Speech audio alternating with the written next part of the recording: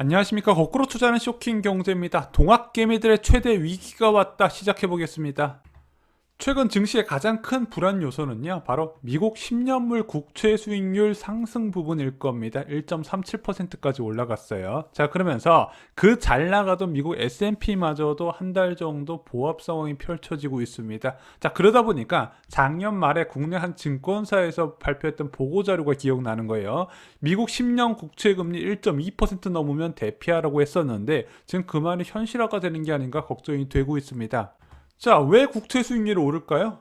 간단합니다. 공급은 증가했고 수요는 감소한다는 부분이죠. 자, 수급 불균형으로 인한 매매 가격 하락이 나타난 겁니다. 자, 그러면서 채권 수익률이 상승을 한 거죠. 자, 그럼 공급 증가와 수요 감소는 왜 일어났을까? 일단 공급은 간단해요. 정부의 부양책으로 인한 적자 예산 편성이 늘어나면서 천문학적인 규모로의 국채가 쏟아진다는 부분이죠. 그러면 수요가 받쳐주면 되지 않냐? 수요도 감소하고 있다는 부분이에요. 왜냐? 인플레이션 우려가 커지고 있거든요. 장기적으로 물가가 오를 것 같아요. 야, 물가가 오르는데 채권 수익률이 바닥일 수는 없잖아. 그럼 채권 수익률도 같이 따라 올라가겠지. 그러면은 앞으로 물가가 올라갈 것 같은데 장기 국채를 사는 게 과연 이득일까? 손해라는 부분이죠. 수요가 줄어들고 있다는 부분입니다. 게다가 경기 개선에 따른 위험자산 선호 현상도 강해지다 보니까 상대적으로 안전자산인 채권에 대한 수요가 줄어든다는 부분이죠. 결국 공급 증가와 수요 감소 부분 모두 다 정부의 확장적 재정 정책, 정부가 재정을 많이 늘리면서 경기를 부양하려는 정책에 이제 기대하고 있다는 부분이다. 이렇게 보시면 될 것 같습니다. 한국이나 미국이나 똑같아요. 자, 먼저 미국 국채 상황 중에서 공급 증가 부분을 좀 자세히 볼게요. 자, 작년 같은 경우는요, 초단기 국채가 2.7조 달러 순발행이 돼 있고, 단기, 중기, 장기 채권은 1.4조 달러 순발행이 이루어졌습니다. 그런데 그 중에서 연준이 무려 2조 달러를 순매수하면서 국채 시장을 떠받들어줬어요. 게다가 그 당시에는 안전자산 선호 현상이 굉장히 강했기 때문에 발행 촉축 시장에서 바로 소화가 됐었거든요. 근데 올해는 좀 다르다는 거예요. 먼저 초단기 국채 같은 경우는 오히려 순회수에 들어가고요. 단기, 중기, 장기 채권은 2.4조 달러 순배랑이 계획이 있습니다. 그래서 전체적으로 순공급 규모가 2.3조 달러이거든요. 근데 연준에서는 1조 달러 정도 매수 계획이 잡혀 있습니다. 그러면은 와, 이거 생각보다 수급 불균형이 일어날 가능성이 있겠구나. 2020년 대비 위험자산 선호 현상이 강해진 상황에서 이게 소화가 될까? 게다가 이게 끝이 아니라 야, 인프라 투자까지 하게 된다면 추가 국채 발행할 수도 있잖아. 한마디로 장기채 공급이 많긴 많구나. 공급적인 부분에서도 우려가 되는 겁니다. 자, 이렇게 공급 쪽에서 불안이 있는 상황에서 수요 감소 요인이 더욱더 확대되고 있습니다. 지난 금요일에 관련 지표들이 인플레이션 우려를 더 키웠다는 부분이에요. 자, 먼저 미국 생산자 물가 지수가 전년 대비 1.7% 기록을 했습니다. 1월 지표가요. 자, 예측은 0.9%였는데 무려 0.8%포인트 오른 1.7%를 기록한 겁니다. 자, 이 생산자 물가 지수는 소비자 물가 지수의 선행 지표로 알려져 있죠. 그러면은 조만간 소비자 물가도 같이 뛸 수 있겠구나, 이런 우려가 시장에 반영이 된 거죠. 또한 미국 소매 판매가 전월 대비 기준으로 1월에 무려 5.3% 급등하게 됩니다. 예측치 1.1%의 5배 가까운 수치가 기록이 된 겁니다. 자, 그러면서 미국 증시나 한국 증시 모두 다 금리 상승 우려에 제대로 시장이 힘을 못 쓰고 있는 상황이에요. 자, 그런데 이게 1월 지표잖아요. 자, 2월부터는요, 유가 상승 효과가 반영이 됩니다. 전년 대비해서 유가가 확실하게 올라간 부분이 반영이 될 거예요. 3월부터는 부양책 효과가 반영될 것이고요. 4월부터는 작년 저물가의 기저 효과 플러스 백신 효과에 따른 이제 보복적 소비까지도 반영이 될 수 있다. 그래서 30년 내 보지 못한 인플레이션을 볼 수 있다는 경고가 나오는 것도 바로 이런 이유인 겁니다. 근데 저희가 지난 시간에 과거 사례를 보면 지속적인 금리 인상에도 주가는 오히려 상승한 흐름이 나타난다. 단순하게 이제 유동성의 움직임 흐름만 볼 뿐만 아니라 경기 회복에 따른 보유 기업의 실적 개선 부분도 같이 봐야 되거든요. 그래서 미국 같은 경우는 이제 금리 변동할 때 굉장히 극단적인 변경이 많이 나타나는데 오히려 이런 시기에도 주가는 꾸준하게 올라갔다는 부분이죠. 그런데 왜 시장에서는 유독 이번 금리 인상에만 벌벌 떨까요? 바로 예상보다 저금리 기간이 짧을 거란 우려 때문입니다. 자, 지난 한 6개월 정도간은 정말로 자산시장 광풍이 불었었죠. 영끌 투자라고 불렸는데 그게 대한민국뿐만 아니라 미국에서도 비슷하게 일어났습니다. 자, 그런데 왜 이런 자산 매수 열풍이 불었을까요?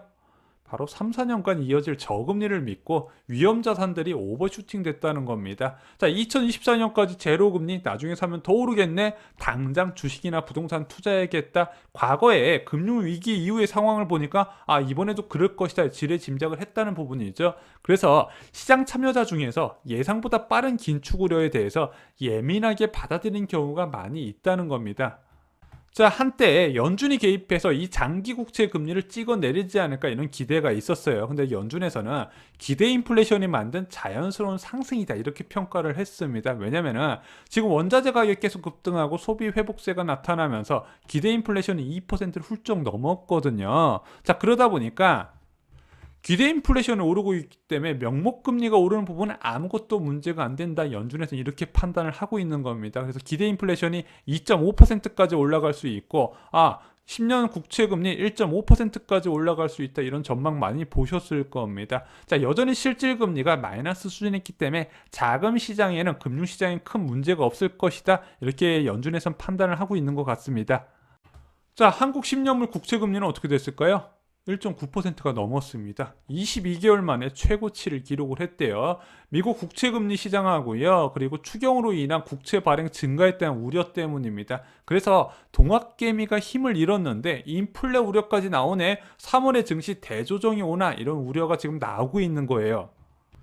그래서 작년 4월부터죠. 지속적으로 동학개미들이 이제 증시를 떠받들고 있었는데 거의 1년 넘게 지속적으로 우상향하면서 대부분 개미들이 성공한 투자가 됐었는데 지금 그 첫 번째 위기가 오는 게 아니냐 이런 우려가 나오고 있는 겁니다.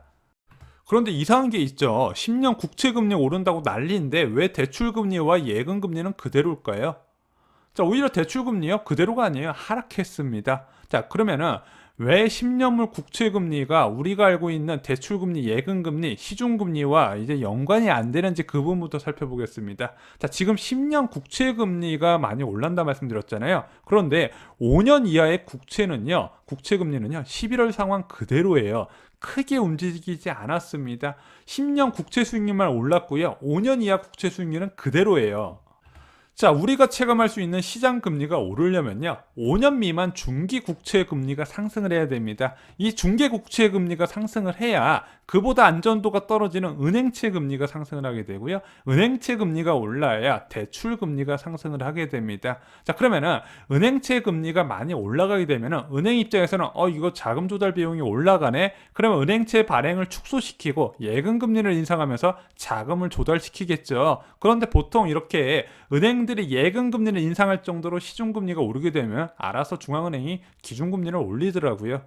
자, 그럼 이렇게 생각하실 수 있어요. 야, 10년물 국채 수익률 오른 거 겁먹을 거 없네. 자, 일시적인 수급 불균형에 따른 수익률 튀는 부분인데 솔직히 한국 국채나 미국 국채 수요는 충분하다. 그래서 이 금리 상승은 여파는 제한적일 거다. 이런 의견도 있습니다. 일시적으로 가격이 위축되어도 수요는 충분하기 때문에 시간이 지나면 다 알아서 해결될 것이다. 이렇게 보는 부분이죠. 자, 그런데 10년물 국채 수익률만 오를 수가 있을까요? 자, 보면은 과거에 3년물, 5년물, 10년물 국채 수익률 흐름을 보면요. 대부분 같은 흐름이 나타나고 있습니다. 자, 10년물이 오르게 되면은요. 자, 발행자 입장에서 어떤 선택을 할까요? 5년물을 발행하겠죠. 5년물 발행하는 게 더 이제 이득이니까. 자, 그래서 결국에는 한 채권 금리만 수직적으로 오르고 다른 기간의 채권물이 안정된 흐름으로 가긴 좀 어려운 부분이 있습니다. 그래서 최근 들어서야 5년물 국채 수익률이 조금 올라갔어요. 그래서 5년물 국채 수익률도 10년물 국채 수익률이 이런 식으로 올라가야 된다면 본격적으로 같이 올라가야 될 것이고, 자, 이 5년물 이제 국채 수익률이 올라가게 되면 금융채 5년물도 같이 올라가면서 대출금리 먼저 상승한 흐름이 나타나게 될 겁니다.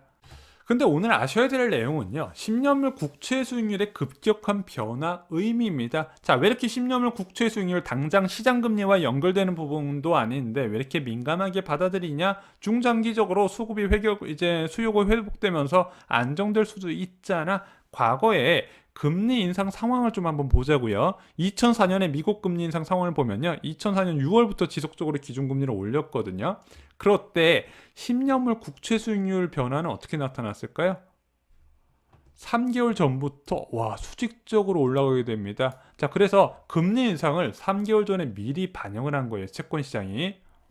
자, 또 다른 사례도 보겠습니다. 2016년 12월 미국 기준금리 인상 상황을 볼게요. 자, 이 당시에 2015년에 첫 기준금리 인상을 하고 현재 재무부 장관이 제닛 앨런 전 의장이요. 상당한 인내심을 가지고 기준금리를 1년 정도 기다렸습니다. 그리고 2016년 12월 14일 날 두 번째 기준금리 인상을 단행하면서 지속적인 인상 대열에 합류하게 됩니다. 그때 국채 금리가 어떻게 됐을까요?